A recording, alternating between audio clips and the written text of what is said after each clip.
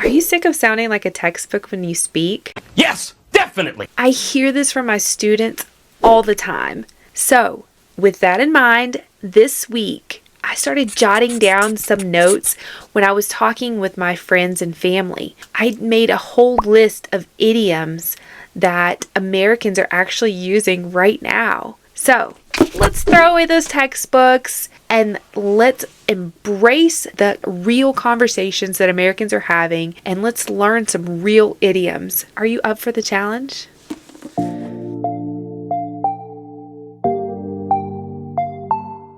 So, what is an idiom?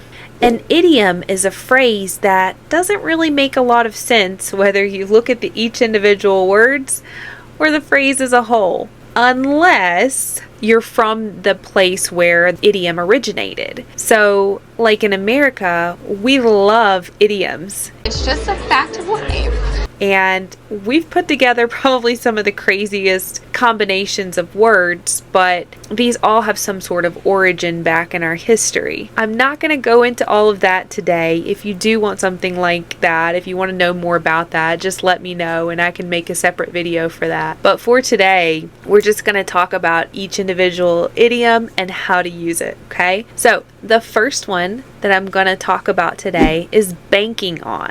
Banking on means to rely on something. So for example, I'm banking on the job to keep a steady or regular income. Number 2, go with the flow. Go with the flow just means to take things as they are, to accept the situation without really resisting to it or trying to change it. So, for example, we might say something like, I don't have any big plans for tonight. I'm just going with the flow and we'll see what happens. Wherever the wind sails our ship. Number 3 is just chill. So, if we say just chill, we mean to relax, take it easy, right? So for example, if someone is getting very upset or anxious, maybe they are stressed out or anxious about that job interview from earlier that they're banking on, then maybe you could say, don't worry about it. Just chill and everything will be fine. Daddy, chill.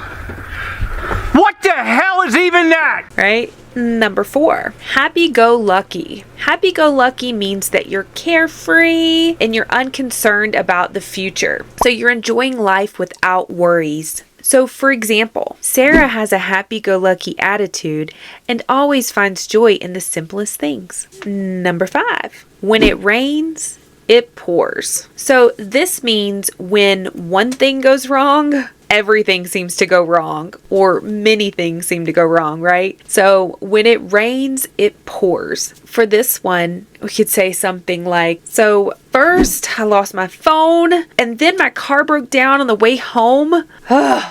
When it rains, it pours. Number 6, look on the bright side. If we say to look on the bright side, we mean to focus on what's positive. So for example, although I didn't get the job, I'm trying to look on the bright side and see it as an opportunity to explore other options. Number 7, get it. To get something means to understand or comprehend it. For example, I explained the concept to him several times, but he still didn't get it. Get it? Number 8, go big or go home. This means to either you do something big and grand or to do nothing at all. For example, if you want to succeed in this industry, you have to go big or go home. So just do it! Number 9, green thumb. So if you have a green thumb, then you have a natural knack or skill for gardening. I enjoy gardening, but I don't know that I have a green thumb. I like to think that I do, but I may have had a couple plants not quite make it. But that's okay. Most of my plants have survived and they've done just fine. For example, my grandmother has a green thumb. Her garden is always full of beautiful flowers. Number 10, gave me chills. This can refer to fear or excitement or any kind of big emotion that sends like a shiver down your spine and makes you, gave me the chills. For example, the horror movie was so intense that it gave me chills. Have you ever watched a horror movie like that? I love horror movies. Something scary. I think they're so fun. Kind of like being a little scared, I guess. What about you? Do you like horror movies? Okay, that brings me to our next idiom, messed up. So messed up can be used to call out a mistake that you made or a mistake that someone else made. So for example, let's say that there is a man and a woman in a relationship. The man lied to the woman about something. And the woman found out. The man said, "Ugh, I can't believe I messed up this badly and broke her trust." And the woman was talking to her friend, and her friend told her, "What he did to you was messed up." So that's the whole situation was messed up, and you can use it in all of those different ways. The next idiom that we have, number 12, ducks in a row. If you have your ducks in a row, then you have everything organized in the way that it should be. We were talking to my son about getting more organized and getting things together with his schoolwork. So his dad told him, "Son, you need to get your ducks in a row." So I wrote that one down for you guys. Sounds to me like you get our ducks in a row.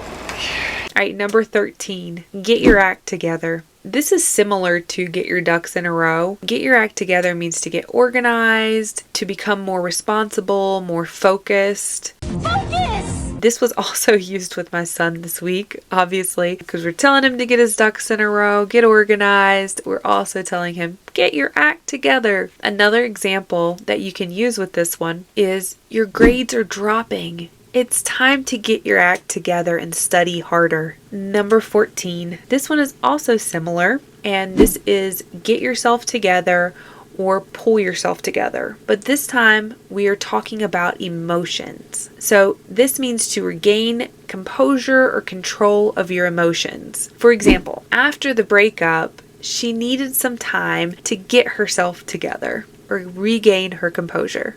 Get it together. So number 15 is don't worry your pretty little head about it. This means to tell someone to not be concerned about something. It's often like patronizing them a little in a dismissive way, so it's a little bit sarcastic. Don't worry about it. Don't worry about it, sweetheart. So it's kind of funny when my son says this to me when I ask him what he's doing. Usually when he's up to something that he shouldn't be doing, or he's doing something he shouldn't be doing. That's kind of a bonus one there. Up to something. That means that they're doing something that they shouldn't be doing. But yeah, so he is often up to something, and I have to ask him, "Son, what are you doing?" And he says, "Don't worry your pretty little head about that."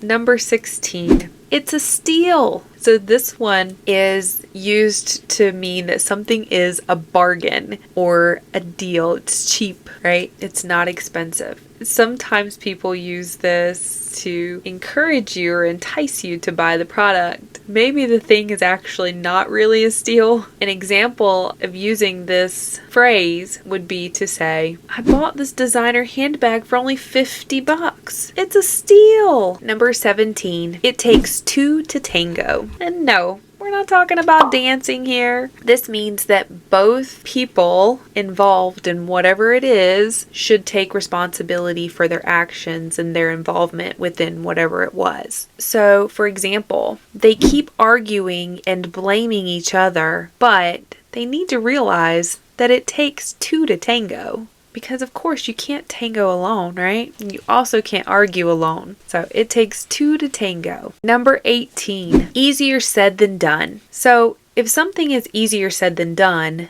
then it's easier in theory or in our mind and our thoughts than it is to put into action. For example, you want to quit your job, but you don't have a lot of money saved up and you don't know what you want to do next. So you continue to complain about it to your friends But your friends say, come on, it's time. Do something different. Quit your job. Start something new. And you say, well, I would, but it's easier said than done. And it is easier said than done to just up and quit your job, right? All right, number 19. Speaking of the devil. And no, we're not talking about the guy with the horns and all of that. We use this to talk about someone who we were just having a conversation about, and suddenly they show up or they appear. So, for example, let's say that you and your friend were having a conversation about your ex, okay, your ex-boyfriend or girlfriend, and all of a sudden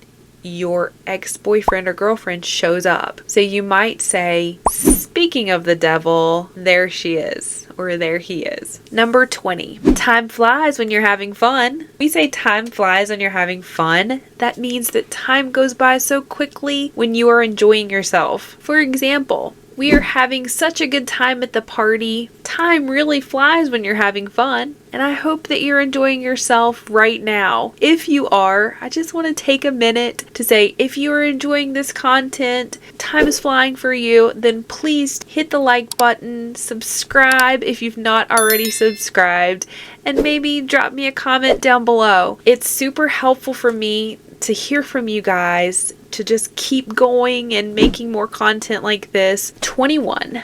The best of both worlds. If you're saying the best of both worlds, then you are enjoying the advantages of two different things. So for example, working part-time allows me to have the time and money for my hobbies.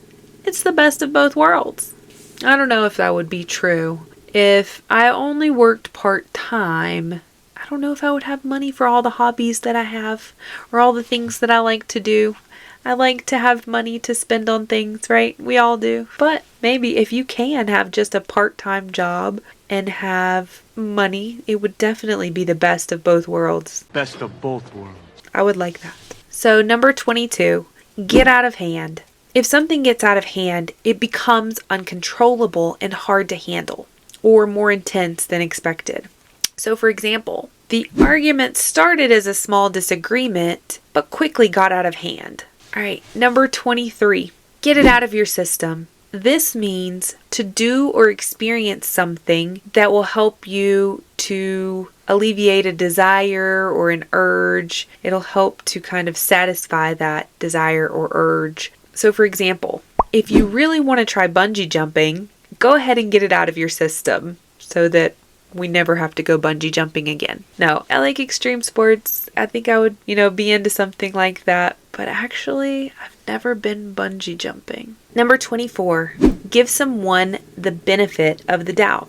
If you give someone the benefit of the doubt, you believe what they're saying without giving them too much suspicion or being too suspicious of what they're saying. So, for example, I don't have any proof, but I'll give him the benefit of the doubt that he's telling the truth. Number 25, you can say that again. You can say that again. No, you're not hearing double. And no, that's not what that means. But when we say that you can say that again, basically we mean that we agree with what you're saying. So, for example, one person says, "This pizza is so delicious." And the other person says, "You can say that again." You can say that again. All right, number 26, bent out of shape. If you're bent out of shape about something, then you're upset or angry about something. So, for example, don't get so bent out of shape. It's just a joke. All right, number 27. Your guess is as good as mine. So, people say this when they don't know the answer to something and they think the other person also has the same chances of not knowing the answer. There has to be an answer. What's the answer, Matthew? For example, I have no idea when the package will arrive. Your guess is as good as mine. Well, your guess is as good as mine. Number 28. We'll cross that bridge when we come to it. This idiom refers to dealing with the problem when you actually have to deal with that problem, when you come face to face with the problem, not trying to handle it now. So for example, let's focus on the task at hand right now. If any issues come up, we'll cross that bridge when we come to it, right? So another explanation of this is you're waiting for the problems to happen, and you're not thinking about solutions to the problems until you have to actually deal with them, until there's no way around it. All right, number 29, last straw. The last straw is the final, so it's a final problem or situation that causes someone to take action. No, it's the last straw. I can't take anymore. So for example, just like we talked about before, the man and woman, the couple, she says, I have been patient with his behavior, but him lying to me was the last straw. Number 30, let you off the hook. If you let someone off the hook, then you release them from obligation or punishment. So for example, another way that situation could have ended is she could have said, I let him off the hook for lying to me. And another example might be, I won't make you clean the dishes tonight. I'll let you off the hook this time. All right, number 31, long story short. So if we make a long story short, then we make a very long, lengthy, complex conversation into something smaller and easier to understand or digest. So for example, we got lost and we luckily found some helpful locals, and long story short, here we are. All right, number 32, bite the bullet. If you bite the bullet, then you do something that you don't want to do. So for example, okay, I will bite the bullet and call my sister for help. Or whoever it is that maybe you don't want to call if you're in trouble. You just have to swallow your pride there and make that phone call to the person that you really don't want to call and ask for help, because you want to show you can do it yourself. All right, the last one, number 33, because I love repeating numbers. I think it's lucky. So I wanted to end on the double threes, 33, and this is call it a day. And call it a day means to stop working or put an activity to end. And that is what we're doing right now. We are about to call it a day. Good work.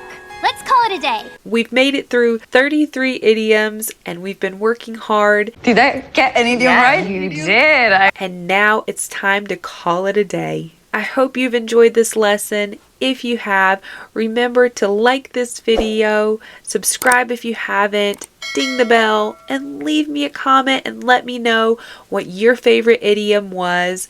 Or if you'd like to hear more about some of these, maybe some of the history, or if you have any other questions or some videos that you would like to see me do, please let me know down in the comments. All right, have a great day. I'll see you next time. Let's call it a day.